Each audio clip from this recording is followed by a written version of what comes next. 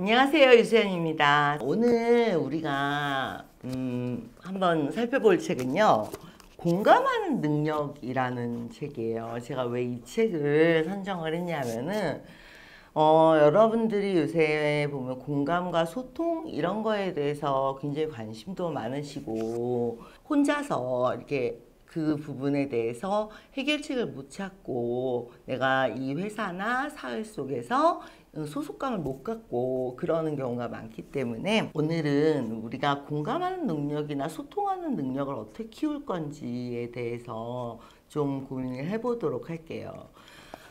일단 이 책이 뭐라고 되어 있냐면 공감 능력이 뛰어난 사람들의 6가지 습관이라고 되어 있어요. 네, 6가지 습관 중에 챕터가 그래서 이제 그렇게 6가지 챕터가 있고 그 외에 추가 챕터들이 있는데 그 중에 저는 가장 인상적이었던 게 이 4번째 챕터.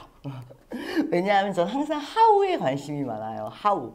그래서 어떻게, 그러니까 Y나 뭐 이런 것들에 대해서는 정신분석적으로 다 좋은데 일단 우리가 중요한 거는 실행에 옮길 수 있는, 그러니까 추상적인 게 아니라 구체적인 것들이기 때문에 그래서 4번째 챕터를 가장 좋아하는데 4번째 습관이에요. 4번째 챕터가. 그러니까 6가지 습관 중에서 그 중에 대화의 기교를 연마한다. 자, 이런 챕터가 있어요. 짧게 제가 좀 정리를 해드릴게요. 일단은 우리가 대화를 할 땐 어떤 선입견이나 편견이나 나의 주관 이런 것들을 갖고 이미 상대방을 심판을 하는 느낌으로 대화를 끌고 가시는 분들이 있어요. 아니면 자기가 생각이 이제 딱 정해진 상태로 그러면 상대방의 의견이나 이런 것들에 대해서 관심이 없어. 예, 이러면 상대방도 말을 할 기분이 안 나죠. 그렇기 때문에 접근을 할 때 이런 심판자적인 자세를 안 갖고 정말 호기심, 이제 긍정적인 호기심으로 대화를 열어가야지 상대방의 말문이 트인다는 거예요. 그러니까 상대방에 대한 어떤 선견이나 편견이나 이런 판단을 먼저 하지 않는 것들, 그게 대화의 시작이다. 호기심에서 시작하는 것. 그리고 2번째 이야기는 상대방의 문제점에 대해서 먼저 얘기를 그러니까 화두를 삼지 말라는 거예요. 그 대신에 상대방이 필요로 하는 것, 그걸 해결해 나가면서 그게 왜 필요한지에 대한 공감을 바탕으로 우리가 그 해답을 찾아가는 과정에서 공감과 소통이 많이 이루어진다는 거죠. 너는 문제점이 뭐야? 이게 문제야, 너는. 이런 식으로 대화를 이끌어가는 게 아니라 너가 이거를 잘하기 위해서 필요한 게 뭐야? 이게 잘 안 된 내 이유가 있을 텐데 그 이유가 어떤 것이 부족해서 그랬던 것 같아. 이런 식으로 그 사람의 필요나 부족하다고 느끼는 부분에 대해서 도움을 줄 수 있는 적극적인 자세로 대화를 끌어가야 된다는 거예요. 근데 이런 대화 방법 중에는 어떤 대화 방법이 있냐면 중성적 언어를 쓴다라는 표현이 있어요. 이게 뭐냐 하면은 예를 들어서 부부싸움을 해. 내가 아기를 더 많이 봐. 아니야, 네가 아기를 더 많이 봐. 아니면은 일을 하는 데 있어서 팀원들끼리 내가 더 일이 많아. 아니야, 네가 일을 너무 느리게 해. 뭐 어쨌든 네가 잘못한 거야. 내가 잘못한 거야. 이렇게 이제 얘기가 문제점, 누구 잘못 이런 식으로부터 시작이 되면 자기 방어적으로 된다는 거예요. 그래서 상대방의 어떤 이야기를 끌어낼 수 없고 상대방의 얘기를 들을 수 없기 때문에 당연히 공감이나 그럴 기회를 놓치게 되죠. 그럴 때 쓰는 언어가 중성적 언어라는 건데 예를 들어서 내가 요즘 너무 집안일을 소홀히 해서 너가 화가 났지. 그래서 특히 아기를 많이 내가 못 봐줘서 화가 난 거지. 내 생각이 맞는 거지. 네가 원하는 게 이게 맞지. 이런 식으로 상대방의 필요성이나 상대방에게 부족한 어떤 배려 이런 것들을 먼저 언급을 하고 그런데 하면서 얘기를 시작했을 경우에 이 갈등이 해소되는 시간이 절반으로 준대요. 이런 식으로 내 얘기를 먼저 시작하는 것이 아니라 가운데서 어떤 팩트를 놓고 상대방이 어떤 상태일 것이다 라는 것에 대해서 상호 이해, 상호 공감을 먼저 한 후에 내가 제대로 당신을 이해한 게 맞지요? 라는 상황에서 얘기가 진행이 됐을 때 모든 갈등이 조금 더 빠르게 해소된다는 거예요. 그 다음에 또 다른 이제 습관 중에 하나는 취약성을 좀 어느 정도 드러내는 대화법이에요. 왜 그러냐면은 너무나 완벽하려고 하는 사람 옆에서는 말이 잘 안 나와요. 그래서 이게 자신의 취약점을 필요한 부분만, 그러니까 예를 들어서 그 주제에 맞게 어느 정도 드러내면서 대화를 끌어나갈 때 상대방이 입이 더 잘 트인다는 거죠.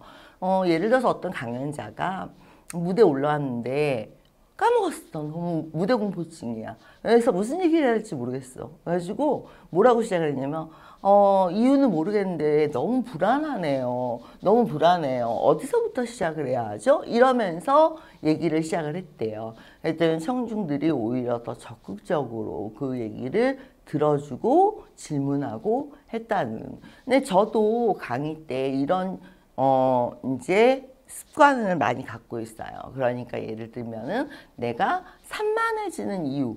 그러면 내 경험에 의하면 내가 예를 들어서 핸드폰이나 이런 것들을 켜놓고 있으면 카톡이나 전 안 하지만 사람들을 이해해 보자면 이런 것에 버리는 시간이 상당히 많거든요.